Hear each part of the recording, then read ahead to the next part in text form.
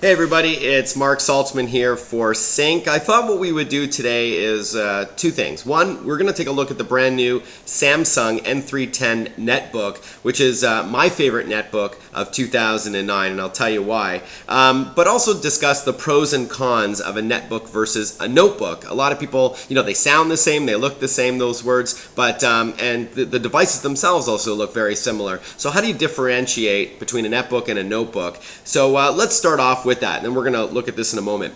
So a netbook, as the name suggests, is about the size of a hardcover book, and they're really designed for surfing the net. They look like miniature laptops that have a full QWERTY keyboard and a 7 to 10 inch screen usually, some are up to 12 inches, and they're really designed for basic tasks. So great for emailing, checking the web, surfing the web, and maybe word processing, writing an article, something I would do, or a student transcribing a lecture in a lecture hall. But once you try to go above and beyond that and try to do things like online gaming or video editing, a netbook will basically grind to a halt. They're not really designed for that. But considering 90% of us use those basic tasks when we're using a PC, email, word processing, and surfing, that a netbook could be ideal for you, and especially if you're on the go. You're, again, paying for the portability and you know how light and small these things are. You want to run down to your local coffee shop for a cup of joe, and you want to surf the net and respond to some email at the same time. You can throw one of those things in your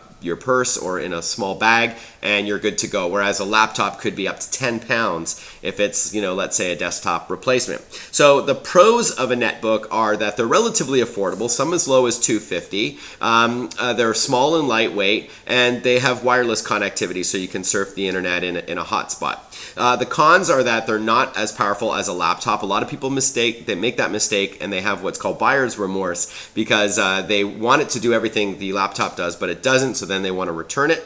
So they're also not great for playing movies because there's no optical drive. Unless your movie is digital and you've got it on a USB stick or something, most netbooks do not come with a disk drive, whether it's a recorder or a player or both. But that being said, there's still a great market for netbooks. The price is right for most of them. But some of them are what we call a premium netbook, which leads me to my favorite one of the year. This is not cheap for a netbook. It's $499, but it is a top-of-the-line netbook. If you want to pay for that portability and long battery life, you won't find a better netbook on the market today. So this is the Samsung N310. It retails for $499. It is a 10-inch netbook that has this really awesome sort of rubber texture. It's hard to explain, and I hope you can see what I mean. It's got almost like this rubber silicone-like finish to it that feels great to the grip. So when you're holding this thing, it feels awesome.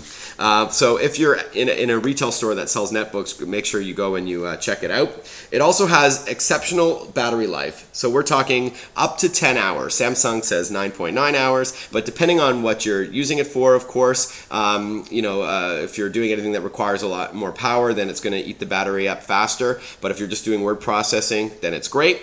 It's got a beautiful glossy screen, as you can see, running Windows 7. Has a really good keyboard. Another beef that I failed to mention earlier with a netbook is that you may not like the little keyboard. It's not very comfortable to type on for many. But this one is a 94% full-size QWERTY keyboard, so it feels great. And if you can see, there's also a good distance between the keys there, so it feels very comfortable. And I've got fat fingers, and I have no problem typing on this thing. In fact, I wrote an article on this Samsung netbook on the subway today on my lap on a bustling subway that's moving around. Has Bluetooth 2.0, so Bluetooth stereo. Of course, it's got Wi-Fi and Windows 7, which is the starter edition, is you're going to start seeing in netbooks, but of course that adds to the price as well. But overall, a great laptop that's very comfortable to use. Lots of it's powered by an Intel Atom processor, so it is good at multitasking and performing those tasks that you want to use. And again, a great little finish on it. It's a premium netbook. Again, it's $499. Samsung.ca if you want to learn more about it. Thanks for watching. I'm Marc.